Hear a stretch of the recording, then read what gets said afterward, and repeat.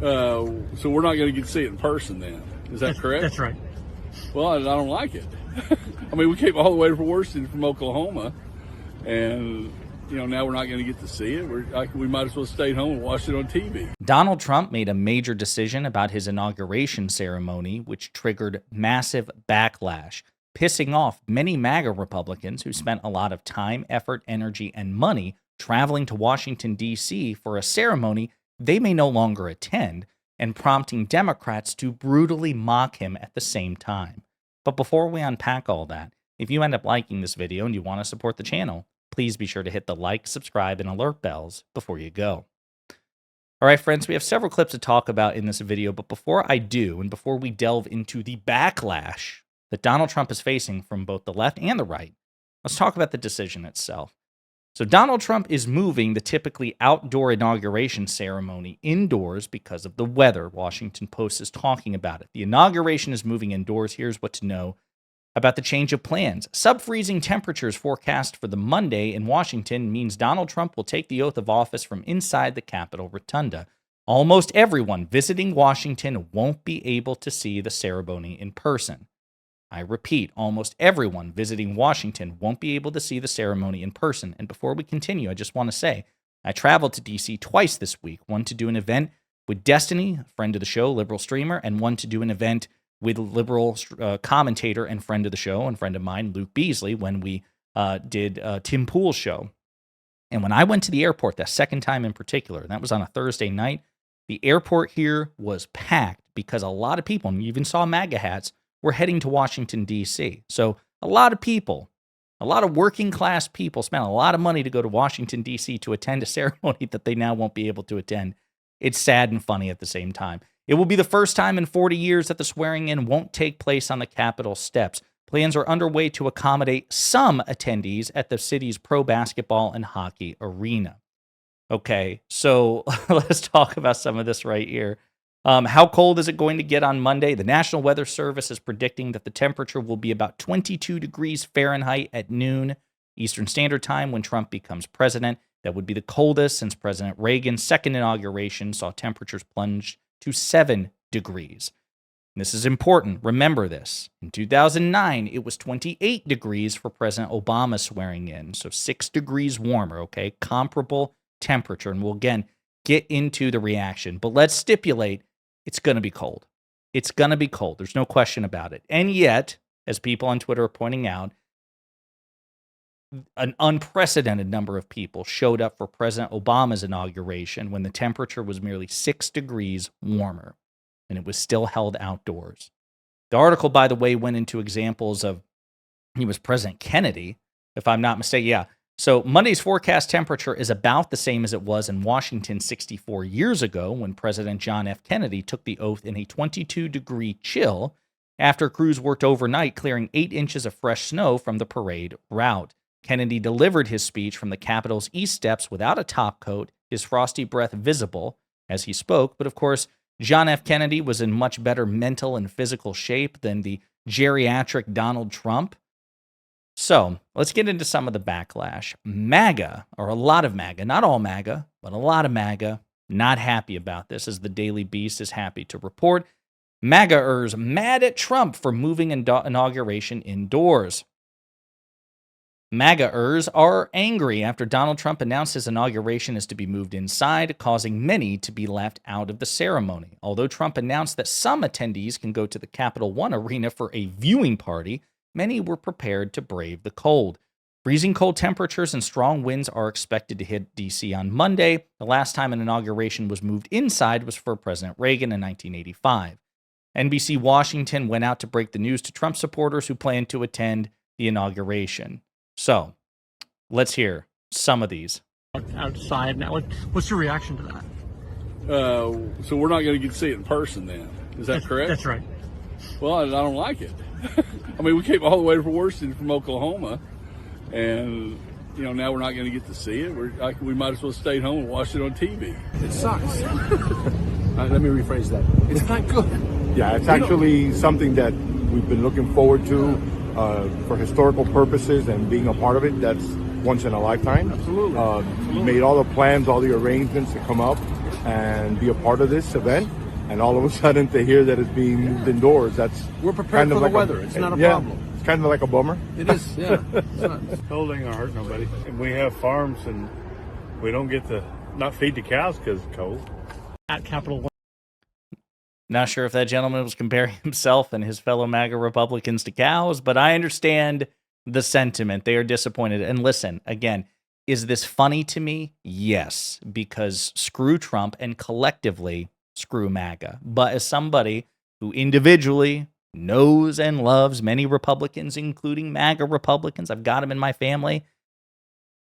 You know, these are, again, a lot of working class people spend a lot of time, effort, energy, and money to go see their hero, their political leader inaugurated. So does part of me feel bad for them? Yes, because it's not like we're talking about a bunch of billionaires who, by the way, will almost certainly be let inside the Capitol Rotunda. You probably get a couple hundred of additional people there. I think 600, actually, as a matter of fact, that my understanding is. So you'll have select lawmakers and select, billionaire donors inside the Rotunda, but otherwise people are going to be watching from a television set. Even if you go to the Capital One Arena, you're going to be watching on the Jumbotron and projectors. You're not going to be seeing Donald Trump in person. So again, I'm of two minds about this. Part of me thinks this is hilarious. The other part of me guys, I think your cult leader sucks, but you guys spent a lot of money doing this. So what people are saying, Beth Willen, press secretary for Democratic California State Senator Dave Cortez, in a post on X, wimp behavior, hashtag wimp behavior. It was 24 degrees during Barack Obama's first inauguration, 2009. I was there with 3 layers of clothes on and thousands showed up.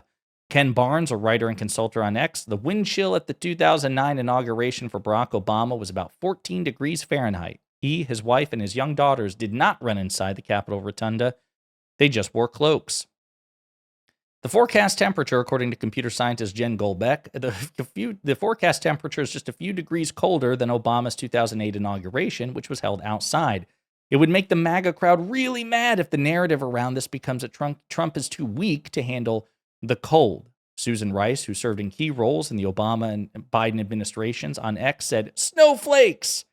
Tim Walz, that was a good one. Governor Tim Walz of Minnesota, Vice President Harris's running mate. So there's no such thing as bad weather, just bad clothing. Again, people rightly trolling Donald Trump on this, which I just love. Catherine Rampell, Washington Post economic contributor, CNN economic contributor. She had a funny tweet as well because she was responding to a tweet saying, "Imagine paying $1 million and getting put inside the Capital One Arena suite. The dozens of major donors who are coming to Washington for inauguration weekend include some who paid big money to get seats for the swearing in on Monday. The rotunda at the Capitol is much smaller than the National Mall, of course, and so some of them tell me they're expecting to be shuffled instead over to a watch party at the Capital One Arena. A select group of very biggest donors will likely make it into the Capitol. Others may end up in the arena suites. Expect there to be a lot of angling over the next 72 hours as donors try to get their money's worth." And so again, in response to this, Teddy Schleifer said, "Imagine paying $1 million and getting put in a Capital One Arena suite," to which Catherine Rampell said, "Perhaps I'll just storm the Capitol building, as prior Trump supporters have done when displeased with events surrounding the transfer of power." So again, just so funny. And obviously, Trump himself doesn't give a damn about his supporters. He can say all he wants. Well, listen, I'm doing this really for my supporters. He's proven time and time again he doesn't give a shit about them. This really seems like because he would be inconvenienced by the cold and he's too weak and frail to handle something that his arch rival, President Barack Obama, handled perfectly. But Trump's inferiority to Obama is something of long historic record, so I suppose we don't need to dive into it. Now, what's interesting is, while that's going on, today in Washington, D.C., we're seeing the People's March. And by the way, it's very cold in Washington, D.C. even now. Thousands of protesters are marching on Washington, D.C., peacefully but loudly protesting Donald Trump's inauguration days in advance. So I just want to play you some clips there as the contrast between the two movements.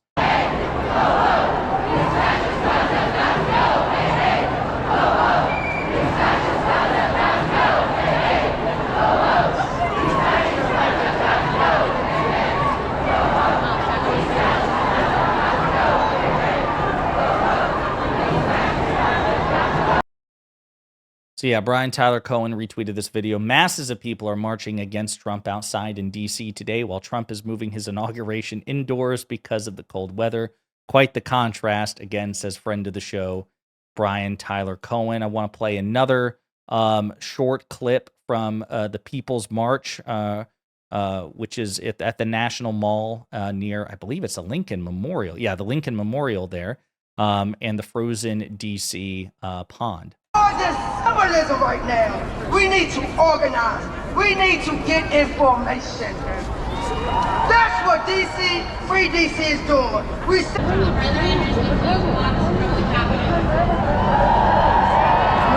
Pretty impressive crowd when you consider it's not Inauguration Day. The inauguration won't even be outside, and still yet thousands of people turned up to protest Donald Trump.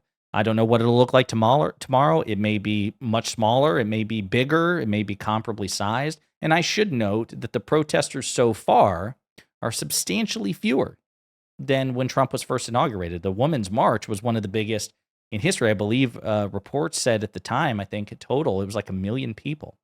Also substantially larger than the people who attended Trump's inauguration. But right now, I mean, it's still to me, it's a good sign.